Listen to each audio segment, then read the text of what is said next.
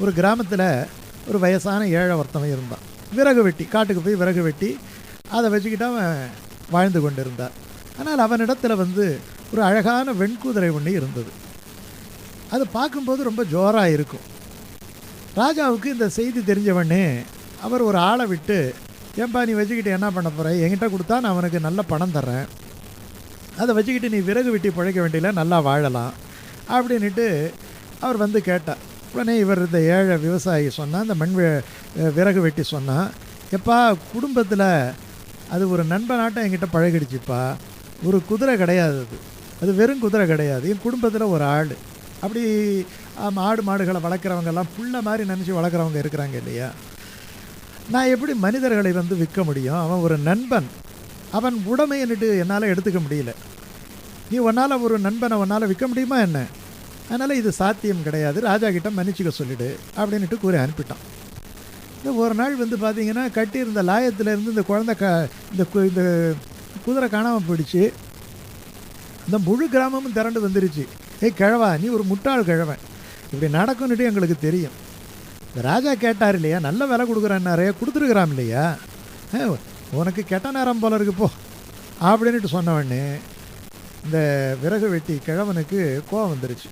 இந்த வேறு அதிகமாக பேசாதீங்க, குதிரை காணோம், வாஸ்தவம் தான், இப்போ நீங்கள் குதிரை காணோம் அப்படிங்கிறத மட்டும் சொல்லுங்கள், அதுதானே உண்மை, நீங்களாக ஏன் யூகம் பண்ணி இது நல்ல நேரம் இது கெட்ட நேரம் அப்படின்ட்டு நீங்கள் ஏன் சொல்கிறீங்க, அதிர்ஷ்டத்தை பற்றி நீங்கள் ஏன் சொல்கிறீங்க, இப்போ ஒரு நிகழ்ச்சி நடந்திருக்கு, என் குதிரை காணல, அதோட விடுங்க நேரம், எங்களை நீ முட்டாளாக்காத, நான் நீ ஏதோ ஃபிலாசபி பேசுகிற, சில பேர் ரொம்ப கஷ்டம் வந்துருச்சுன்னா ஃபிலாசபி பேச ஆரம்பிப்பேன் இல்லையா, அந்த மாதிரி ஃபிலாசபி பேசுகிற, இது இந்த தத்துவமெல்லாம் ஒன்றும் வேணாம், உன்கிட்ட நல்லா இருந்தது அந்த குதிரை மட்டும்தான், அந்த குதிரையும் காணாமல் போயிடுச்சு, அப்புறம் அது கெட்ட நேரம் இல்லாமல் அப்படின்ட்டு தீட்டிட்டு அவங்க எல்லாம் போயிட்டாங்க. அவங்க எல்லாம் என்ன நினச்சாங்கன்னா, இந்த கிழவனுக்கு வயசான காலத்தில் புத்தி பிசைகடிச்சு போல இருக்கு அப்படின்னு நினச்சாங்க. இந்த கிழவன் அமைதியாக இருந்தான், விறகு வெட்டியாகவே வாழ்ந்து வந்தான். வறுமை என்ன, விறகு வெட்டினா என்ன கிட்ட, மழை பெஞ்சால் விறகு வெட்ட போக முடியாது, இது இருக்கிறத வச்சு சமாளிச்சுக்கிட்டு இருந்தான். ஒரு சில நாட்களுக்கு பிறகு என்ன ஆயிடுச்சுன்னா, ஒரு நாள் இரவில் அந்த குதிரை திரும்ப வந்துருச்சு. என்ன விசேஷம் என்று சொன்னால், அந்த குதிரை தனியாக வரல, அது அந்த லாயத்திலிருந்து காட்டுக்கு ஓடிடுச்சு போல இருக்குது. இந்த காட்டில் தன்னுடைய இனத்தை சேர்ந்த சில குதிரைகளையும் அழைச்சிக்கிட்டு வந்துருச்சு. இப்போ பார்த்தீங்கன்னா ஒரு 10-12 குதிரை இருக்குது. உடனே இந்த கிராம மக்கள் இதை செய்து தெரிஞ்சு மகிழ்ச்சியாக ஓடி வராங்க. ஓடி பெரியவரே நீ சொன்னது சரிதான், நாங்கள் தெரியாமல் அப்போ சொல்லிட்டோம், நாங்கள் சொன்னதெல்லாம் தப்பாக போயிடுச்சு, அப்போ நான் நினச்சேன் ஒரு கெட்ட நேரம் போல் இருக்குது, குதிரை காணடைஞ்சு போச்சு அப்படின்னு நினச்சோம், ஆனால் பார்த்தீங்கன்னா ஒரு இத்தனை குதிரை உனக்கு வந்திருக்கு, இது ரொம்ப நல்ல நேரம்தான் அப்படின்னு சொன்ன உடனே இந்த கேள்வி, இதை பாரு, மறுபடியும் நீங்கள் ரொம்ப அதிகமாக யோசிக்கிறீங்க, குதிரை திரும்ப வந்துருச்சு, அது கொஞ்சம் குதிரைகளெல்லாம் கூட்டிகிட்டு வந்திருக்கு, அதை மட்டும் நீங்கள் பேசுங்க, இன்னும் இது எப்படி நடக்க போகுது, எப்படி நடக்குங்கிறதெல்லாம் உங்களுக்கு எப்படி தெரியும், முழு கதையும் தெரியாமல் இது அதிர்ஷ்டமாக சாபமானுட்டு ஏன் முடிவு பண்ணுறீங்க, இது ஒரு நிகழ்ச்சியின் ஒரு பகுதி, இது நிகழ்ச்சியின் ஒரு பகுதி, முன்னாடி ஒரு நிகழ்ச்சி நடந்தது, இப்போ ஒரு நிகழ்ச்சி நடந்திருக்கு, நீங்கள் முழு வாழ்வையும் பற்றி இப்போயே ஏன் முடிவெடுக்கிறீங்க அப்படின்னு சொன்ன உடனே, சரி இவர் பேசுகிறதுலேயும் ஏதோ அர்த்தம் இருக்குன்னுட்டு அவங்க எல்லாம் போயிட்டாங்க. அந்த பெரியவருக்கு ஒரு பையன் இருந்தான். அந்த பையன் இந்த குதிரைகளை எல்லாம் பழக்கணும்னா நல்ல விலைக்கு விற்றுடலாம், அதனால் அவன் ட்ரெயின் பண்ண ஆரம்பித்தான். அவனுக்கு குதிரை பழக்கின பழக்கம் இருக்குது, அதனால் ஏறி உட்காரும்போது ஒரு தரம் என்ன ஆயிடுச்சுன்னா, ஒரு குதிரை இவனை தள்ளி விட்டுடுச்சு, கீழே விழுந்தான், கை கால் முறிஞ்சு போச்சு. உடனே கட்டு போட்டுக்கிட்டு உட்காந்துருந்தான். உடனே இந்த ஜனங்கள்லாம் இதை கேள்விப்பட்ட உடனே அப்படியே திரண்டு வந்துட்டாங்க.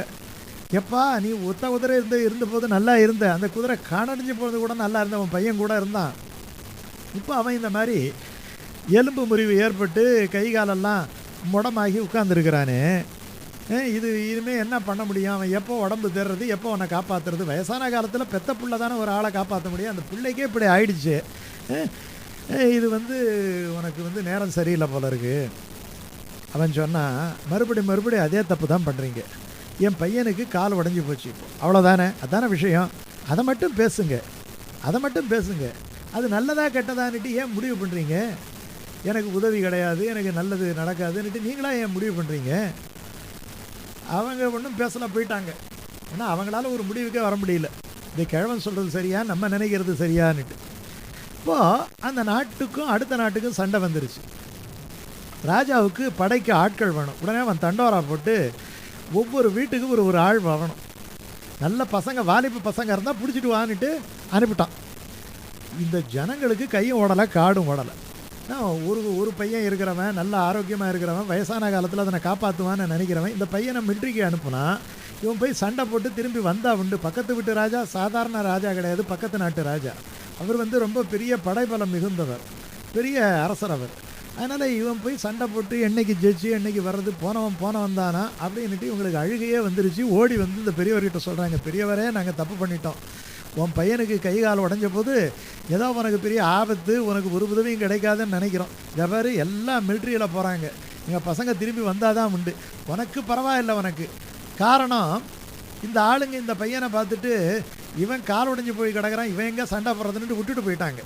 ஸோ இவருக்கு ரிலாக்ஸேஷன் கிடச்சிருச்சு. அதனால் அவங்க சொன்ன உடனே இப்போ அந்த விவசாயி மறுபடியும் அந்த விறகு வெட்டி சொன்னான்னா, ஏன் நீங்கள் ஒரு முடிவு பண்ணுறீங்க, இப்போதைக்கே நான் நடந்திருக்கு, என் பையனை விட்டுட்டாங்க, உன் பையனெல்லாம் இராணுவத்துக்கு அழைச்சிட்டு போயிட்டாங்க, அது மட்டும் பேசுங்க, அது நல்லதா கெட்டதா? முதல்ல குதிரை வந்துருச்சு, நல்லது நீங்கள், என் பையன் கால் உடைஞ்சிட்டான் கெட்டது நீங்கள். இப்போ என் பையன் கால் உடைஞ்சிட்டான் நல்லது எங்கிறீங்க, உங்கள் பையனுக்கெல்லாம் மிலிட்ரியில் போனவுடனே அது கெட்டது எங்கிறீங்க. நல்லது கெட்டதை பற்றி நீங்கள் ஏன் முடிவு பண்ணுறீங்க? இது ஒரு பார்ட் ஆஃப் லைஃப், ஒரு பகுதி. அந்த பகுதியில் இப்போ என்ன கிடச்சிருக்கோ அதை மட்டும் சொல்லுங்கள் அப்படி என்று அவர்கள் ரொம்ப அற்புதமான முறையில் சொன்னாராம். அதனால் அதோட இவங்க வந்து ஒரு விஷயத்தை எப்படி தீர்மானம் பண்ணுறது அப்படின்னு தெரியாமலே இந்த ஜனங்கள்லாம் போயிட்டாங்களாம். இந்த கதையை வைத்துக்கொண்டு அந்தந்த நிகழ்ச்சியை ஆசிட்டிஸ் எடுத்துக்கொள்ளுங்கள், இதற்கு மேலே நீங்கள் கற்பனையை ஓட விடாதீர்கள் என்பதுதான் இந்த கதையினுடைய சாரமான கருத்து.